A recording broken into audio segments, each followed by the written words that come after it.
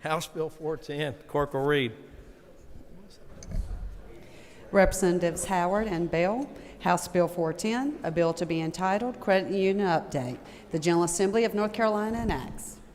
Question for the House, or excuse me, the lady from Davie, Representative Howard, is recognized to debate the bill. Thank you, Mr. Speaker. This bill has been in the works for about 4 years, and we have worked tirelessly to bring the Bankers Association in to tell us if there's one part of this bill that you don't like, tell us what it is so we can go back and try to fix it. After 16 or 17 meetings, I regret that they were never able to tell us or chose not to tell us what the problem was.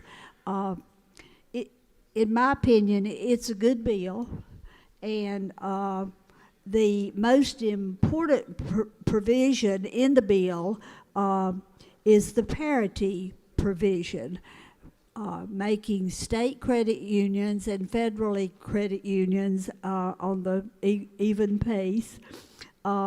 State charters currently have parity with the federally chartered credit unions. However, the current process to achieve parity is very cumbersome and very slow. If you read the bill, the language is carefully crafted to ensure safety and soundness and to help expedite the parity for state charters.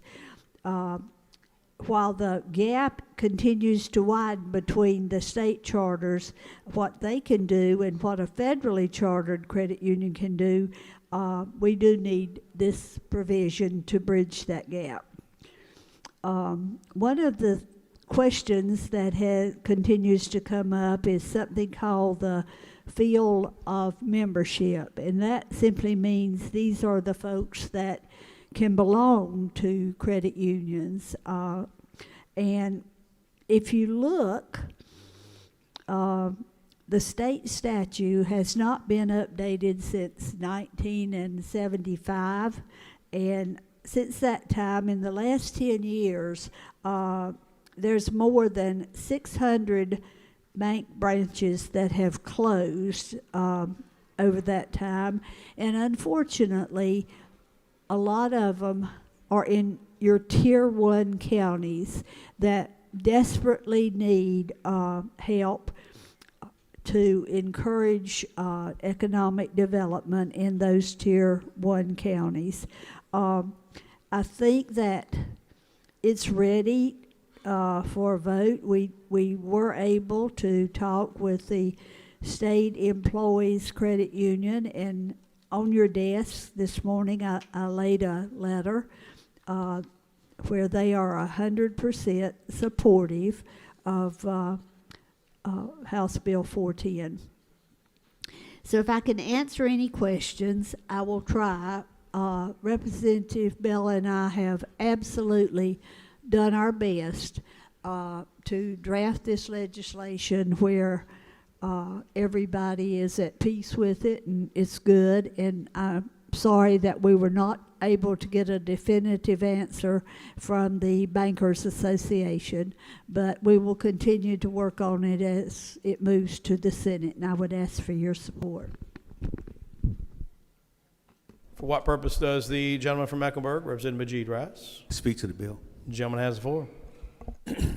Mr. Speaker, House members, when I initially was educated on this situation, I was leaning more towards the credit unions, but as I further investigated,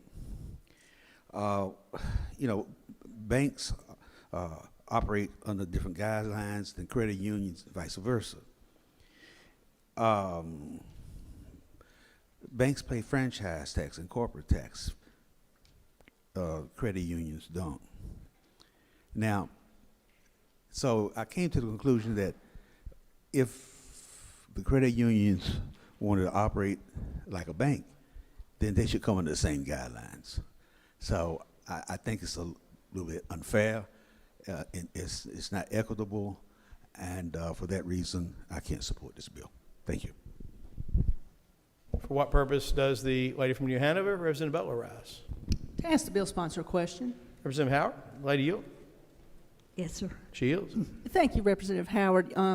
First of all, I appreciate the hard work you've done on this bill, but you referenced the question about field of membership, and we, as you recall, talked about this in committee somewhat, and I expressed concerns that the field of membership is being expanded in such a way with the intention to offer services to lower income folks. And you and I had the conversation that that person be below, or that depositor be below the federal poverty level. But when I asked whether or not how we were going to determine whether or not we were really serving lower income people in Tier 1 and Tier 2 counties, in other words, by what mechanism were we going to confirm that they were in fact lower income, your response was that, well, we'll just ask them. And I wondered if we've done anything to shore that up, because if we expand that field of membership in that way, which has absolutely no guardrail other than someone's word, I fear that we are creating an unfair competitive situation with banks who are regulated and pay taxes, as my colleague said. So has any thought been given to how we do actually drive that into Tier 1 and 2 and how we manage that field of membership? Yes, ma'am, and thank you for asking. I did follow up on that, and I fully intended to get back with you before right now. It would be the same mechanism that is used, for instance, the Department of Social Services, W-2 forms, 1099s, documentation would be asked for, requested, and would be necessary. Okay, thank you for that. Yes, ma'am. For what purpose does the lady from Wake, Representative Lou, rise? I appreciate the hard work Representative Howard and Representative Bell have put into drafting this bill. Credit unions currently serve... Is the lady wishing to debate the bill or to ask a question? Wish to speak on the bill? The lady has floor to debate the bill. Thank you, Mr. Speaker. Currently, credit unions serve close to about 5 million people in our state. That's half our entire state.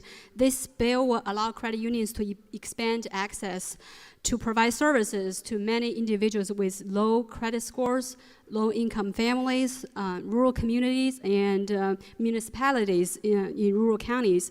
And I encourage you to vote yes and to support this bill. Thank you. For what purpose does the lady from Mecklenburg, Representative Budd, rise? To ask the bill sponsor a question. Representative Howard, does the lady yield? Yes. Yes, sir. She yields. Thank you. The bill seeks to expand services and operations by the credit union into what are traditionally more banking areas of operation. Can you explain what safeguards and guardrails are in existence to protect those members from the expansion into what are more traditional banking areas? Yes, ma'am, and thank you for asking the question. If you have a copy of the bill available,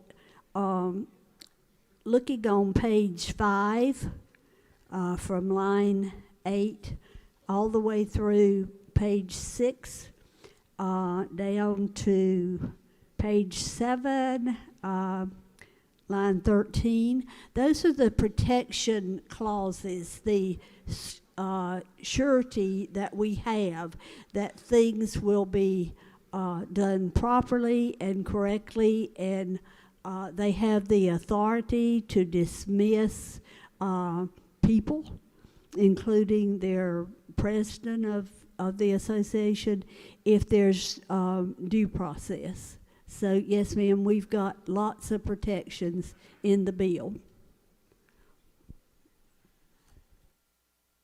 Further discussion, further debate? If not, the question for the House is the passage of House Bill 410 on second reading. Those in favor will vote aye. Those opposed will vote no. The clerk will open the vote.